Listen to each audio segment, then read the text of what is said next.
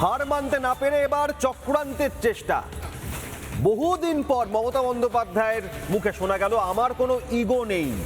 মমতা ব্যানার্জি বলছেন আমার কোনো ইগো নেই, বাম অতি বাম, লেফট আলট্রা লেফট, তারা একসাথে জোট বাঁধুন, আমি রেডি বৈঠকে বসার জন্য, আমি প্রস্তুত বৈঠক করার জন্য। যে বামেদের লাগাতার আক্রমণ শানিয়েছেন সেই বামেদের কাঁধে এবার ভর করতে চাইছেন মমতা ব্যানার্জি। রবি ঠাকুরের জন্মদিনে নতুন ভাবনার উদয় হয়েছে মমতা বন্দ্যোপাধ্যায়, কি বলেছেন দেখুন। আমি বলবো জোট বাঁধুন। আমরা সবাই চাই একটা যৌথ প্ল্যাটফর্ম তৈরি হোক, যে প্ল্যাটফর্মে অল পলিটিক্যাল পার্টি যারা বিজেপির এগেনস্টে, এমনকি আপনারা যদি বলেন লেফটিস্ট, আমার কোনো ইগো নেই, আমি সবাইকে নিয়েই চলতে চাই। এবং আজকে যা অবস্থা, বিজেপিকে যদি রুখতে হয়, লেফটিস্ট সবাইকে, আল্ট্রা লেফট সবাইকে, আমাদের তৃণমূল কংগ্রেস আমরা কথা দিচ্ছি, ন্যাশনাল পার্টি সবাইকে, যার যতটুকু শক্তি আছে, দিল্লিতেও যেমন আমরা লড়াই করব, তেমনি বাংলাতেও আসুন আমরা জোট বাঁধি। হার মানতে না পেরে চক্রান্তের চেষ্টা, আর এবার মমতা বন্দ্যোপাধ্যায় বাম অতি বাম, লেফট আলট্রা লেফট তাদের সঙ্গে বৈঠক করতে আগ্রহী। এমনকি ন্যাশনাল পার্টি তারাও যদি মমতা বন্দ্যোপাধ্যায়ের সঙ্গে এই রাজ্যে লড়াই করেন একসঙ্গে। মমতা বন্দ্যোপাধ্যায়ের এই কৌশলকে কি বলছেন বিজেপি বিধায়করা দেখুন। বিজেপি এক নম্বর শত্রু ছিলই। আপনি বিগত 21-এর বিধানসভা এবং 24-এর লোকসভার যদি ভোটের অ্যানালিসিস করেন, আপনি দেখতে পাবেন যে প্রথমত 21-এ বামপন্থীদের কি ট্যাগ ছিল যে নো ভোট টু বিজেপি। 24-এ বামপন্থীরা অ্যাটলিস্ট 12টা এমন কেন্দ্র আছে যেখানে ভোট কেটে দিয়ে আমাদের জয়যাত্রাকে অনেকটা পিছিয়ে দিয়েছিল।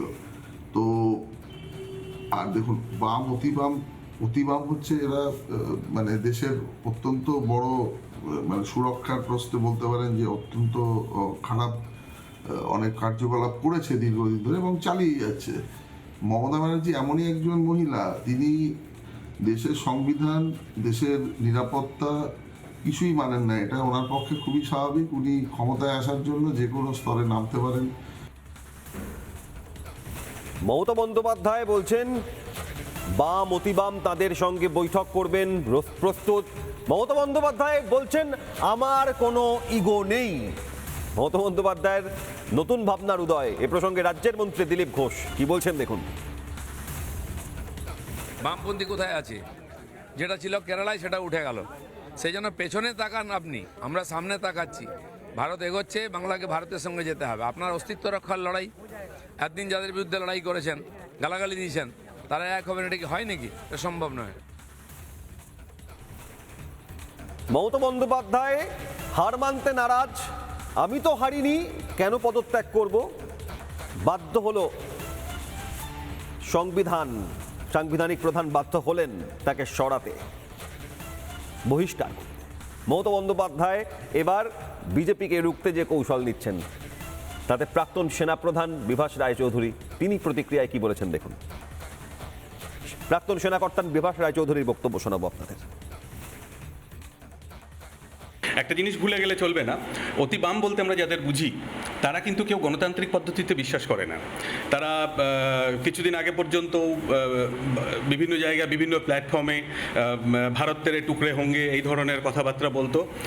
অত্যন্ত আশার কথা, আমাদের যে প্যারামিলিটারি ফোর্স, আমাদের যে কমান্ডো বাহিনীগুলো রয়েছে, তারা ভারতবর্ষ থেকে যে রেড করিডোর সেটা প্রায় খালি করে দিয়েছে। মাওবাদী শক্তি যারা বিদেশি সাহায্যে আমাদের দেশে অস্থির অবস্থা তৈরি করতে চেয়েছিল, তারা প্রায় শেষ।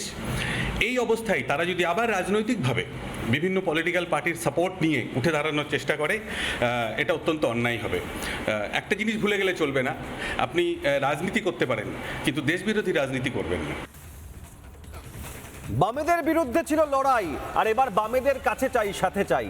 মমতা ব্যানার্জির এই বক্তব্যে কি বলছেন বাম নেতা সুজন চক্রবর্তী দেখুন। মমতা ব্যানার্জি কি বলেছেন আমি ঠিক মানে বুঝলাম না। উনি এখনো বিরোধী হলেন কি হলেন না, পদত্যাগ করলেন না, নানাবিধ প্রশ্ন। কিন্তু মমতা ব্যানার্জির কি সেই ক্রেডিবিলিটি আছে? ওনার কথা সবাই আসবেই বা কেন? ওনার গোটা বাহিনী তো এখন বিজেপি হয়ে গেল। ওনার আমলেই তো বিজেপি ক্রমশ শাখা বাড়িয়েছে। উনিই তো বলেছিলেন বিজেপি আমার ন্যাচারাল অ্যালি, বিজেপিকে ফ্রন্টে এনে লড়বো। কে বলেছিলেন? উনি পশ্চিমবাংলায় বিজেপিকে ইনস্টল করে দিয়েছেন। এ অপরাধটা ওনার, এ দায়িত্বটা ওনার, কোনো সন্দেহ নেই। ফলে ওনার সেই ক্রেডিবিলিটি নেই। সারা দেশে যখন বিজেপির বিরুদ্ধে সবাইকে একজোট করার কথা হচ্ছে, তখনও মমতা ব্যানার্জির রোল ছিল বিরোধী ঐক্যে ফাটল ধরানো। উনি সবাইকে এক করে করবেন, এসব কষ্ট কল্পনা, এসবের কোনো মানে হয় না। মমতা বন্দ্যোপাধ্যায় বাম অতিবাম, লেফট আলট্রা লেফট, তাদের ইগো ছেড়ে দিয়ে বৈঠকে বসতে চাইছেন, বিজেপিকে রুখতে একজোট হতে চাইছেন। মমতা বন্দ্যোপাধ্যায় ঠিক কি বলেছেন রবি ঠাকুরের জন্মদিনে গতকাল, দেখুন। আমি বলবো জোট বাঁধুন। আমরা সবাই চাই একটা যৌথ প্ল্যাটফর্ম তৈরি হোক, যে প্ল্যাটফর্মে অল পলিটিক্যাল পার্টি যারা বিজেপির এগেনস্টে, এমনকি আপনারা যদি বলেন লেফটিস্ট, আমার কোনো ইগো নেই, আমি সবাইকে নিয়েই চলতে চাই। এবং আজকে যা অবস্থা, বিজেপিকে যদি রুখতে হয়, লেফটিস্ট সবাইকে, আলট্রা লেফট সবাইকে, আমাদের তৃণমূল কংগ্রেস আমরা কথা দিচ্ছি, ন্যাশনাল পার্টি সবাইকে, যার যতটুকু শক্তি আছে, দিল্লিতেও যেমন আমরা লড়াই করব, তেমনি বাংলাতেও আসুন আমরা জোট বাঁধি। মমতা বন্দ্যোপাধ্যায় জোট বাঁধতে বলেছেন সবাইকে, বিজেপিকে রুখতে। বাম অতিবাম বলেছেন। আর আরও একজন দুটো বিধানসভায় জয়লাভ করেছেন, আমজনতা উন্নয়ন পার্টি এজিইউপি নেতা হুমায়ুন কবির। তিনি কি প্রতিক্রিয়ায় বলছেন, দেখুন। মমতা ব্যানার্জির আজকে মনে পড়েছে যে বিজেপির বিরোধিতা করতে গেলে জোট করতে হবে। তা মমতা ব্যানার্জির মতো লোকের সাথে হুমায়ুন কবির, তার কোনো প্রাসঙ্গিকতা নেই যে তাকে নিয়ে কোনো আলোচনা করা। কারণ তিনি এতদিন আরএসএস এর সাথে যুক্ত থেকে বা এনডিএ এর সঙ্গে মন্ত্রী থেকে অটল বিহারী বাজপেয়ী থেকে শুরু করে তিনার অনেক স্বরূপ দেখা গিয়েছে। এখন উনি নিজেই একাই 100 বলেছিলেন, আমাকেই বলেছিলেন বিধানসভায়, এই হুমায়ুন বসো, আমি একাই 100। তাহলে উনি একাই 100, তো একাই করুন। নানা ধরনের কন্টেন্ট দেখার জন্য লাইক করুন, শেয়ার করুন আমাদের ফেসবুক পেজ, সাবস্ক্রাইব করুন আমাদের ইউটিউব চ্যানেল। পাশাপাশি অন্যান্য ব্রেকিং নিউজের জন্য অবশ্যই চোখ রাখুন রিপাবলিক বাংলায়।